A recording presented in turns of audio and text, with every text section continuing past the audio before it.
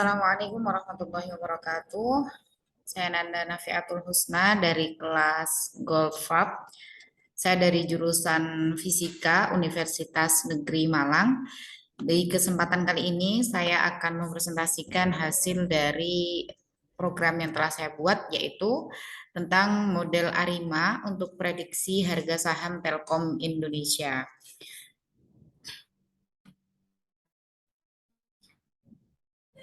Nah, untuk yang pertama yaitu latar belakang masalah. Jadi, harga penutupan saham adalah harga yang muncul saat bursa itu tutup. Harga penutupan saham sangat penting karena menjadi acuan untuk harga pembukaan di keesokan harinya. Harga penutupan ini biasanya digunakan untuk memprediksi harga saham pada periode berikutnya. Prediksi harga saham dapat membantu pelaku pasar untuk memberikan saran mengenai harga saham yang hendak dijual atau dibeli oleh pelaku pasar. Harapannya, pelaku pasar dapat mendapatkan keuntungan yang lebih maksimal.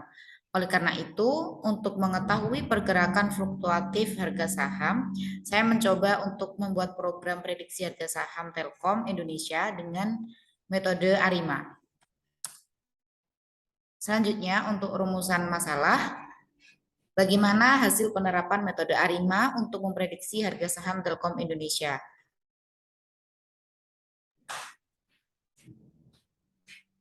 Selanjutnya, yaitu untuk variabel data, saya menggunakan file Telkom CSV. Kemudian ini untuk variabel datanya ada date, open, high, low, close, dan juga ada volume. Kemudian untuk pre-processing data, yang pertama ada import library, kemudian eksplorasi data, drop data, visualisasi data, kemudian ada uji stasionaritas, kemudian kita running ARIMA modelnya, dan yang terakhir yaitu prediksi dan juga komparasi. Nah, ini untuk dua contoh dari kode program dari pre-processing data. Yang pertama ada library seperti biasa, yaitu Pandas, NumPy, Matplotlib.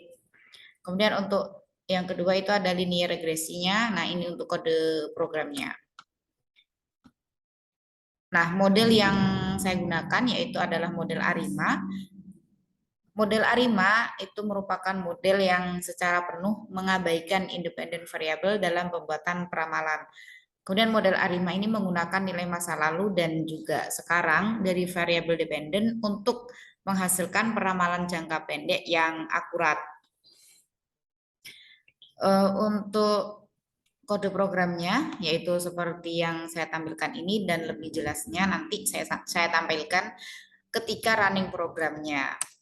Nah, untuk selanjutnya yaitu komparasi. Jadi setelah saya running yang ARIMA, kemudian dibandingkan atau di-compare dengan model Sarimax. Nah, ini untuk kode programnya.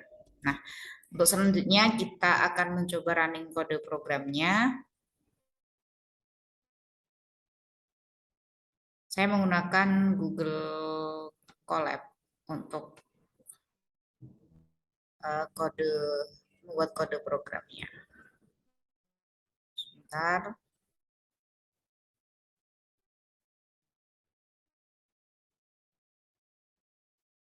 Nah, ini yang pertama yaitu import library, ya Pandas, kemudian NumPy, Matplotlib, dan selanjutnya ini menampilkan data. Kita coba running ya. Nah, seperti ini sudah muncul. Kemudian ini kita running juga. Nah, ini untuk menampilkan plotnya, saya menggunakan perintah open ya. Kemudian ini juga untuk variabel data date-nya. Selanjutnya ada time series stationary menggunakan add fuller, digifuller. Coba kita running.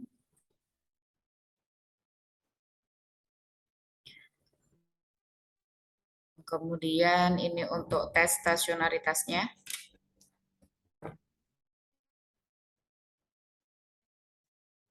Nah, ini menampilkan plotnya juga dan mendapatkan p-value 0,216856. Kemudian ini untuk ini menggunakan matplotlib, jadi untuk menampilkan original time series-nya. Kemudian selanjutnya ini time series trend. Nah, time series trend ini mempertimbangkan tren. Jadi mempertimbangkan tren sebagai indikator yang memberitahu apakah seri naik atau turun. Kemudian kita bisa menyadari bahwa itu adalah komponen yang mempengaruhi seri secara langsung. Kita running. Coba running kembali ya. Jadi menggunakan data, kemudian time. Jadi X-nya time, Y labelnya data. Nah, seperti ini. Log time series, kemudian original time series. Selanjutnya ini linear regresi. Nah, linear regresi ini akan memberikan kita estimasi tren linear. Implementasi Python membutuhkan pengimportan pustaka Square. Kemudian untuk melakukan regresi linear, kita perlu untuk memisahkan sumbu X dan sumbu Y. Dan juga kita menambahkan dimensi kedua ke sumbu Y. Ini kita coba running kembali untuk linear regresinya. Nah, ini plotnya mendapatkan hasil seperti ini. Kemudian ini moving average. Moving average itu adalah rata-rata yang bergerak gitu ya. Ini berfungsi untuk estimasi tren. Ini bisa dicapai dengan menghaluskan seri dan hanya mendapatkan data yang mewakili atau yang kita butuhkan. Kemudian eliminasi tren. Jadi kita menghapus tren. Menghapus tren ini juga merupakan bagian penting dari peramalan deret waktu karena deret waktu itu bergantung pada waktu dan stasioner diperlukan untuk membuat regresi. Kemudian ini untuk prediksi saja untuk tes. Nah, ini kita uji lagi mendapatkan p-value-nya 0,443537. Kemudian untuk ini stats model untuk menampilkan ACF dan juga PACF-nya. Jadi kita menggunakan Lex 30 dan di proses ini kita akan menemukan nilai PDQ-nya yang mana nanti nilai PDQ ini akan digunakan untuk model ARIMA dan juga komparasinya seperti itu. Dan ini juga untuk menguji saja uji stasionaritas tadi. Ini p-value-nya mendapatkan 1.2208 eksponensial admin 21. Kemudian selanjutnya adalah dekomposisi. Jadi seperti yang kita lakukan tadi saat menghilangkan tren, musiman akan dilakukan dengan cara yang sama. Dekomposisi ini merupakan teknik yang dimaksud untuk menghilangkan tren dan komponen seasonal time series seperti itu. Kita coba running. Di sini ada original, base, trend. Nah, ini hasilnya dari ini bulan April, Mei, Juni, Juli, dan sampai saat ini yaitu September. Kemudian ini residual.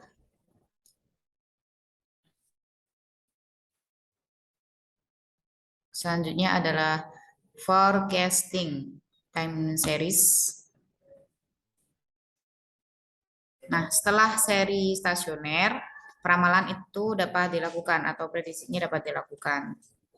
Model ARIMA memiliki bagian non-musiman tetapi dapat menangani data musiman. Jadi kalau yang tadi itu kan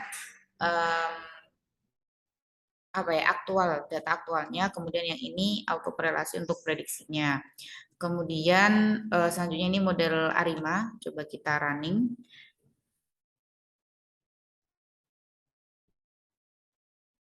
Jadi model ARIMA ini bisa dipisahkan sebagai non musiman dan juga musiman. Kemudian kalau untuk non musiman itu nanti diklasifikasikan sebagai Sarima PDX.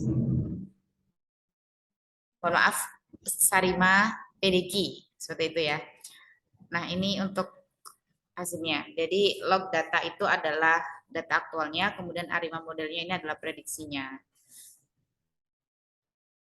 Untuk selanjutnya ini untuk Sarimax-nya. Jadi kalau untuk model Arimanya cukup sampai di sini. Kemudian untuk yang Sarimax-nya, mari kita lanjutkan. Kita running lagi.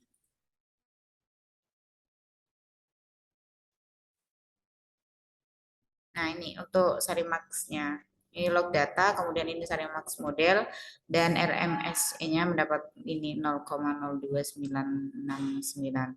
Selanjutnya yang terakhir yaitu ada prediksi. Jadi kita memprediksi. Nah ini, kemudian kita prediksi dan kita jadikan satu dari ARIMA dan juga Sarimax. Nah ini untuk ARIMA RMS-nya 411.0196, kemudian untuk Sarimax RMSE-nya 370.8326. Ini untuk plotnya, jadi yang warna biru itu merupakan Sarimax-nya, kemudian yang warna hijau itu ARIMA, dan yang oranye ini adalah data file-nya. Seperti itu. Selanjutnya kita kembali ke slide.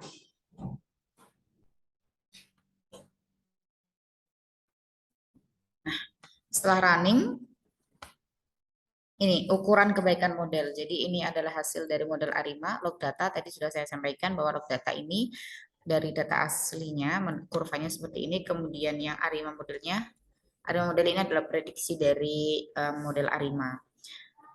Untuk selanjutnya ini yang Sarimax atau komparasi tadi sama, yaitu log data dan juga Sarimax model. Yang bawah ini adalah hasil prediksinya. Kalau yang atas pasti sama kayak yang ARIMA tadi karena memang datanya kan sama. Terus selanjutnya itu kesimpulan. Jadi kesimpulannya itu yang dari saya ambil dari prediksi data dan juga komparasi tadi, yang mana garis yang berwarna biru merupakan Sarimax, kemudian yang hijau itu ARIMA, dan juga yang oranye adalah data frame-nya. Kemudian hasil RMSE-nya untuk ARIMA 411.0196, kemudian untuk Sarimax-nya 370.8326. Nah, untuk kesimpulannya, metode ARIMA lebih mudah untuk diimplementasikan dan menemukan parameternya yang lebih cocok dengan data. Namun, metode ARIMA ini tidak dapat menangani data musiman, sedangkan metode Sarimax itu bisa. Kemudian dari grafik yang dihasilkan itu, yang seperti saya tampilkan tadi, menunjukkan bahwa Sarimax memberikan hasil yang lebih baik untuk seri tanpa mempertimbangkan nilai RSMI-nya, yaitu 370.8326. Cukup sekian yang dapat saya sampaikan pada kesempatan kali ini. Kurang lebihnya saya mohon maaf. Terima kasih. Wassalamualaikum warahmatullahi wabarakatuh.